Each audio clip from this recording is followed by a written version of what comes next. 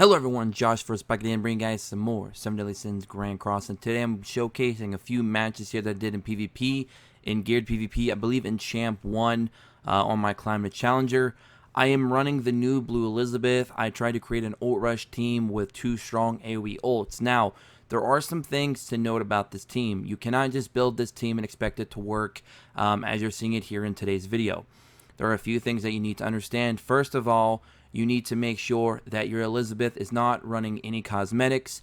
She does not have any gear on, because you want her to die as soon as possible, because her passive, what's happening is when she dies, she's allowing your other 2 units to force their ults so they can go ahead and go in and do cleanup or cleave or whatever you want to call it. Now to cleave, you're going to need an AoE ult. The ult needs to be 6 out of 6. You cannot have a 1 out of 6 and expect to go into geared and just completely obliterate people, because you're probably going to lose more times than not. You also need to understand this team is not at full power. Right now we are not in an AoE meta. We are in still a single target meta with the occasional AoE ults. So some of the games that you're seeing here in the background, I had to kind of find ways to still win, even though I was dealing with a lot of teams that were not forcing AoEs on me. So yes, you can still win with this team, even though, you know, they try to avoid that Elizabeth, but you need to understand that it is still going to be a little bit complicated right now. But it'll get better later on, especially when we get the penetration meta, you know, Pierce meta with Blue Demon Meliodas and Lilia, where they're going to be doing a lot of AoEs. Thus, Blue Elizabeth will become even better later on. So with all that said, you know, hopefully you guys are enjoying these matches in the background. I try to speed them up just enough so they're not too long, because some of them did drag on quite a bit. But basically, the point of this team is to run Blue Elizabeth with 2, 6 out of 6 max duped units that are fully awakened, fully maxed out level, good gear, and can nuke with their AoEs. Because when she dies, she's going to be giving them both your units to orbs. So you're going to have to run orb food, or ult food, if you will, for this particular team. This is a very troll team, but it's a very awesome team. Right now, I believe this team has about a 75% win rate for me, which is pretty impressive considering that we are, again, not in a full AoE meta yet. So it's actually pretty impressive. Now, what a lot of people misplay against her is they think that they can just go ahead and lock down my king and they'll be perfectly fine. They can debuff him, they can petrify him or whatever.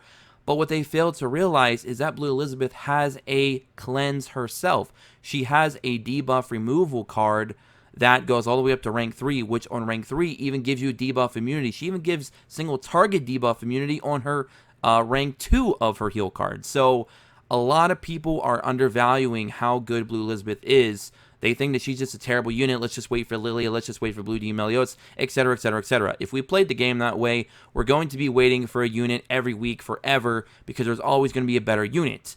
For example, on JP, Lost Vein Meliodas, he's one of the better units in the game. Should we just say wait for Lost Vein Meliodas? Come on, guys. So we can't really do that. So I wanted to definitely have some fun with Blue Elizabeth and kind of show how good she can be. And so far, she's impressed me quite a bit here on Global. I did not expect much from her since we're not in an AoE meta, but she's working, and it's a lot of fun. It's a ton of fun to play with new units, especially because right now the meta is kind of cut and dry. Everyone's running similar teams for the most part. You see a lot of Kings, a lot of Gothers, and then the occasional swap between Green Merlin, Escanor, and Helbram. So it is good to run a new team for a change, especially one that a lot of people don't understand. And when it works, it works. And again, if they try to even avoid it, I've even had matches where people were just afraid to attack me at all because they had no choice. And I was just forcing ults left and right with Helbram, with King. I think later in the video I switched it into Hauser. I was trying a lot of different team comps, and boy, I was having a lot of fun.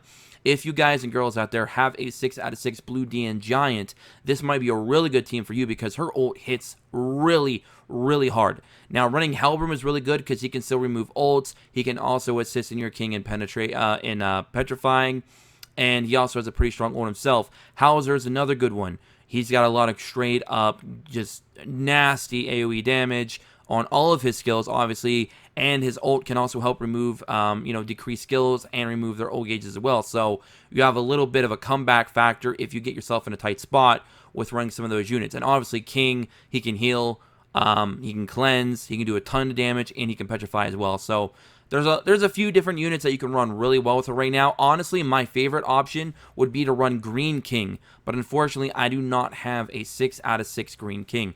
If you have a 6 out of 6 Green King, he would be one of the more optimal AoE units for their ults to run, because his AoE hits like it's a massacre when he hits, because not only does he hit just like King with the same ult, but he also adds crit damage on top of it. So his ult is a monster. Now, some of the things that I do want to playtest is switching between attack and HP and defense set with Blue King, because I feel like if I can somehow get the double ults to work consistently, I might want to go ahead and make my King a little bit more tankier by taking the attack and defense off him and putting him back on HP and defense. But for now, I'm running him on attack and defense, so he does the maximum amount of damage. My Gowther, that I believe I also ran later on, I'm not sure if I put his matches in this video or not, because I don't want it to be too long. I believe I ran him on all defense, so he was patiencing out a lot, which allows my King to nuke even harder. So there's some combos you can set up there. So there's definitely a few things you can do with this team. Obviously, you want to run Green Merlin in the back. That way, when she comes in, she's also a really good unit to remove ult gauges and to put up barriers. And she has a pretty good nuke as well of her own. It's not an AoE, but it's still pretty good with a debuff on top of it with the stun. And she's giving you that ult orb, which you greatly need. So you have to run a Green Merlin in the back. You have to run ult food. And the idea is to go second. That way, you can force that ult as soon as she dies with 2 units.